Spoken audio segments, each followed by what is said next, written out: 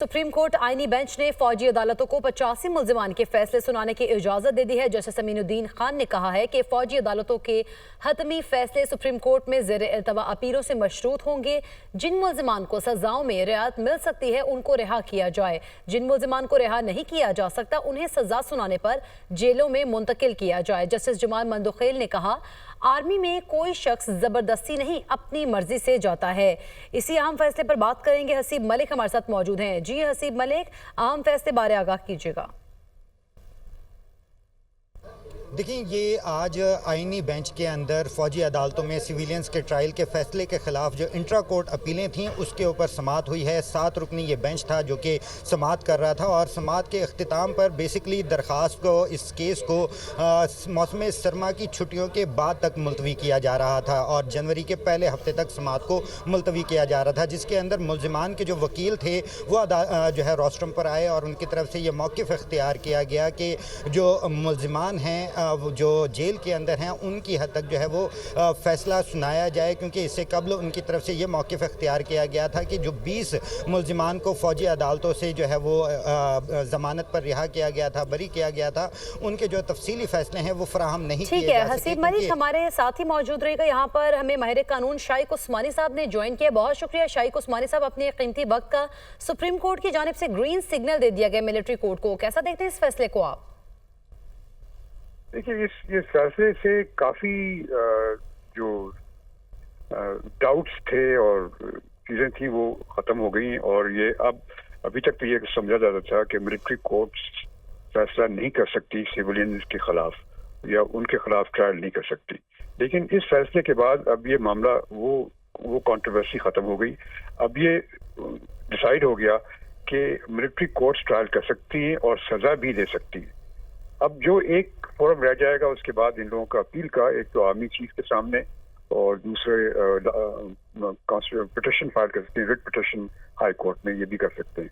ये चीज रह जाएगी उनके सामने और ये बड़ा सिग्निफिकेंट फैसला है, क्योंकि इसकी वजह से जो बाकी लोग जिनके खिलाफ अभी तक ट्रायल नहीं शुरू हुआ उनको काफी मुश्किलात पैदा हो जाएंगी, क्योंकि अभी तक तो वो समझते थे कि शायद बच जाएंगे वो, लेकिन अब लगता ये है कि नहीं बचेंगे और इसकी वजह से मेरे ख्याल में पीटीआई के लिए काफी मुश्किलात पैदा हो जाएगी।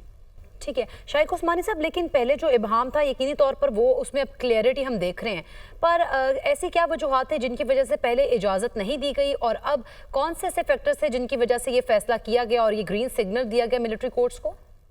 नहीं, ये तो ये फैसला हुआ था उसी के खिलाफ ये अपील हुई थी। हाई कोर्ट ने तो ये कहा था कि वो मिलिट्री कोर्ट फैसला नहीं कर सकती और इस वजह से उन्होंने रोक दिया था उनको फैसला करने से। तो अब ये इस जजमेंट के बाद वो मामला खत्म हो गया। अब ये एक्सेप्ट हो गया कि मिलिट्री कोर्ट्स जो है फैसला कर सकती हैं और सजा भी दे सकती। ठीक है, बहुत शुक्रिया शाइक उस्मानी साहब अपना कीमती वक्त दुनिया न्यूज़ को देने के लिए। और हसीब, जिस तरह से हम पहले भी हमने बात की कि 85 मुल्जिमान के फैसले सुनाने की इजाज़त दे दी गई है, तो कब तक ये तहरीरी लिस्ट सामने आ जाएगी जिसमें उनके नाम भी मेंशन होंगे?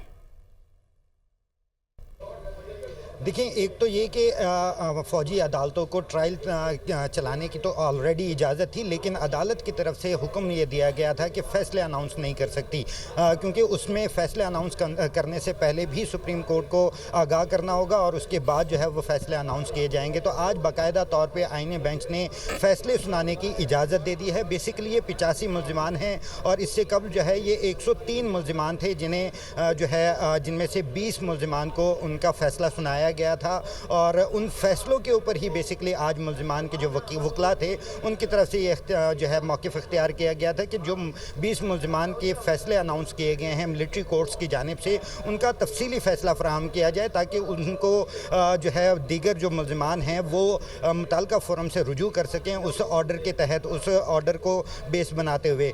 तो उसके ऊपर एडिशनल अटॉर्नी जनरल जो है वो अदालत में पेश हुए थे और उनकी तरफ से जो है अदालत को बताया गया कि जो है वो उसके जो है वो तफसीली ऑर्डर जो है वो फराहम नहीं कर सके, जिसके बाद अदालत ने यह हुक्म दिया कि जो 85 मुलजमान के हद तक जो जिनका ट्रायल चल रहा है और जिनका जो भी सज़ा होनी है या जो बरी होने हैं उनका अनाउंस किया जाए, ताकि जो है जो जिनकी जो सज़ाएं हैं जिनमें जो रियायत हो सकती है, रियायत करने के बाद उन्हें जो है बरी कर दिया जाए, ज़मानत दे दी जाए, और इसी तरह जिनकी सज़ा होती है तो उन्हें जो है वो जेल में भेज दिया जाए ताकि वो मुतल्लिका प्लेटफॉर्म से रुजू कर सकें और अपनी अपील कर सकें। लेकिन साथ ही साथ अदालत ने ये भी कहा है कि फ़ौजी अदालतों का जो भी फ़ैसला होगा वो सुप्रीम कोर्ट के अंदर जो ज़ेर समाअत अपीलें हैं उनके फ़ैसले से मशरूत होगा।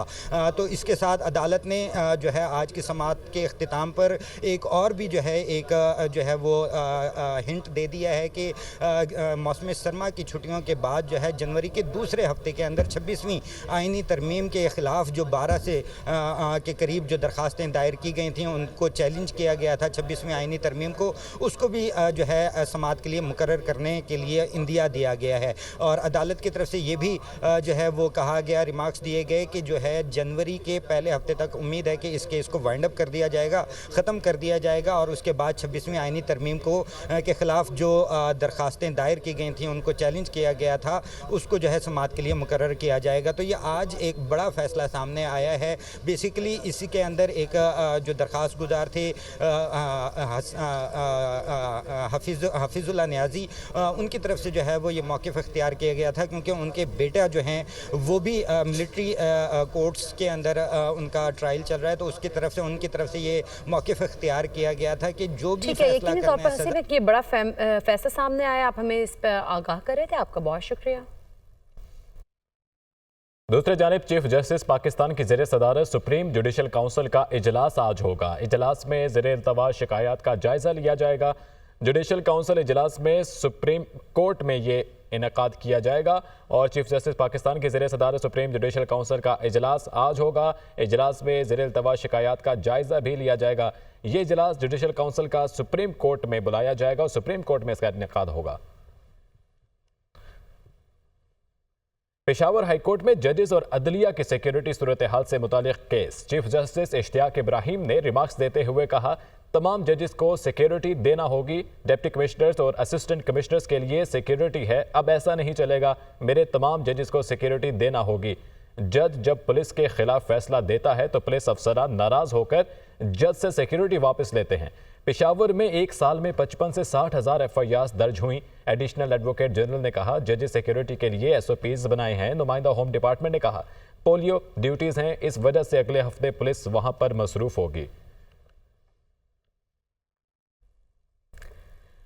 सिंध हाई कोर्ट में इसहाक डार की बतौर डिप्टी वज़ीर-ए-आज़म तकर्रुरी के खिलाफ दरख्वास्त पर समाअत गैर मुअय्यना मुद्दत तक मुलतवी कर दी गई। चीफ जस्टिस मोहम्मद शफी सिद्दीकी ने रिमार्क्स देते हुए कहा कि इसमें कोई फौरी नौयत का मामला नहीं है।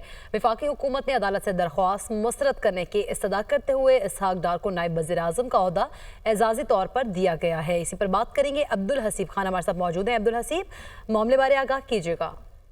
जी बिल्कुल, सिंध हाई कोर्ट में वज़ीर खारजा इसहाक डार की बतौर डिप्टी वज़ीर-ए-आज़म तकर्रुरी के खिलाफ दरख्वास्त की समाअत हुई, जिसमें अदालत ने दरख्वास्त की समाअत बगैर किसी कार्रवाई गैर मुअय्यना मुद्दत के लिए मुलतवी की है। चीफ जस्टिस मोहम्मद शफी सिद्दीकी ने रिमार्क दिए कि इस केस में फौरी नौयत का कोई मामला नहीं है।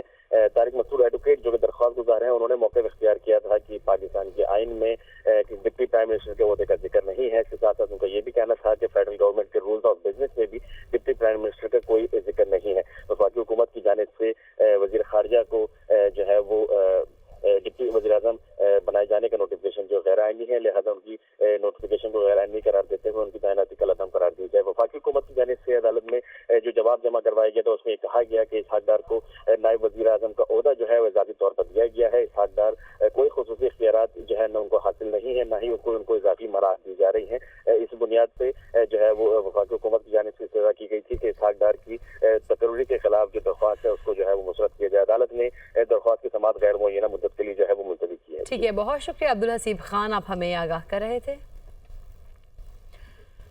ख्वाबे के ताउन से लाहौर को पाकिस्तान का पहला जदीद तरीन स्मार्ट सिटी बनाने का फैसला। वज़ीर आला पंजाब मरियम नवाज की ख्वाबे को पाकिस्तान बिलखुसूस पंजाब में सरमाकारी की दावत।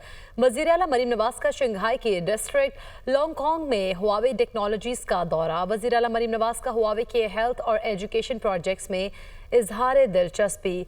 इसके साथ साथ टेलीकम्युनिकेशन, इलेक्ट्रॉनिक और डिजिटाइजेशन के उमूर में भी हुआवे की में हम महारतों से मुस्तफीद होना चाहते हैं, मरीम नवाज की जानिब से कहा गया। जबकि पंजाब की पहली मुकम्मल AI यूनिवर्सिटी में हुआवे के प्रोफेशनल स्किल से मुस्तफीद होना चाहेंगे। Huawei Nawaz Sharif IT city में कैपेसिटी बिल्डिंग और IT रिसर्च में मुआवनत करेगा। वज़ीर आला मरीम नवाज शरीफ ने हुआवे हुकाम के साथ फैक्ट्री का दौरा भी किया। हुआवे के ताबुन से लाहौर को पाकिस्तान का पहला जदीद तरीन स्मार्ट सिटी बनाने का फैसला। वज़ीर आला पंजाब हुआवे को पाकिस्तान बिलखुसूस पंजाब में सरमाकारी की दावत। वज़ीर आला मरीम नवाज का शंघाई के डिस्ट्रिक्ट लॉन्गकॉन्ग में हुआवे टेक्नोलॉजीज का दौरा। पाकिस्तान स्टॉक मार्केट में उतार चढ़ाव। 100 इंडेक्स में 1216 पॉइंट्स की गिरावट। इंडेक्स 1,12,963 पॉइंट्स की सतह पर बंद हुआ। ट्रेडिंग के दौरान इंडेक्स 1,15,000 की सतह अबूर कर गया था। स्टॉक मार्केट में उतार चढ़ाव जारी है। 100 इंडेक्स में 1,216 पॉइंट्स की गिरावट आज देखी गई है और इंडेक्स 1,12,963 पॉइंट्स की सतह पर बंद हुआ, जबकि ट्रेडिंग के दौरान इंडेक्स 1,15,000 की सतह अबूर कर गया था।